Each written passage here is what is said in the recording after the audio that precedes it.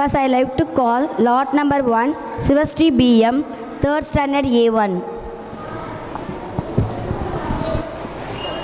வணக்கம், என் பெயர் BM சிவஸ்ரீ. நான் 3ஆம் வகுப்பு படிக்கிறேன். நான் இந்த கோடை விடுமுறையில் படித்த புத்தகத்தின் பெயர் பரமார்த்த குரு கதைகள். அதன் ஆசிரியர் பெயர் எஸ். பிரபாகரன் அவர்கள். இவர் அறிவு சிறந்த கதைகள் நிறைய எழுதியுள்ளார். அதில் இந்த கதை எனக்கு மிகவும் பிடித்துள்ளது.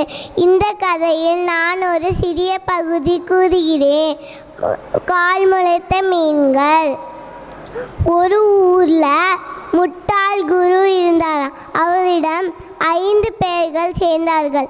அவர்கள் பேர் முட்டாள், மூடன், மட்டி, மடையன், பேயன்.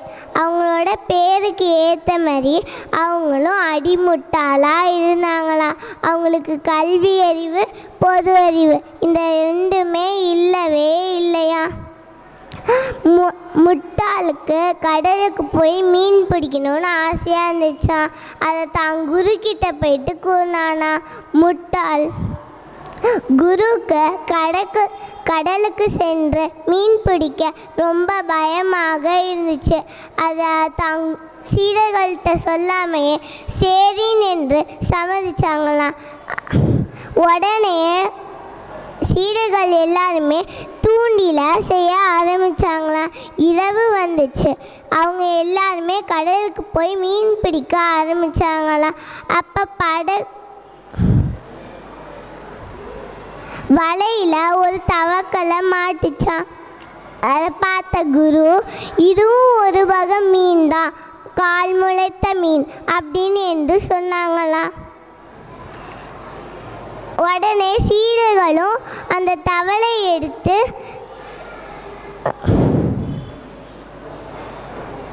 படகுல போட்டாங்களாம். நம்ம ஒரு மீனாக பிடிக்கிறதுக்கு பதிலாக படகுல சிறிய ஓட்டைகளை போட்டு அதில் கறி துண்டை வைக்கலாம் அப்படின்னு என்று முட்டாள் சொன்னான். உடனே இதுவும் நல்ல யோசனை தான் அப்படின்னு என்று சொன்னாங்க.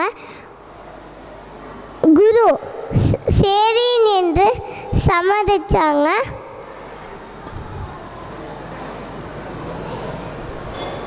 உடனே படகுல தண்ணி வந்தோடனே எல்லாரும் தத்தளிச்சாங்களாம். அங்கிட்டு வந்த சில பேர் அவங்கள காப்பாற்றினாங்களாம்.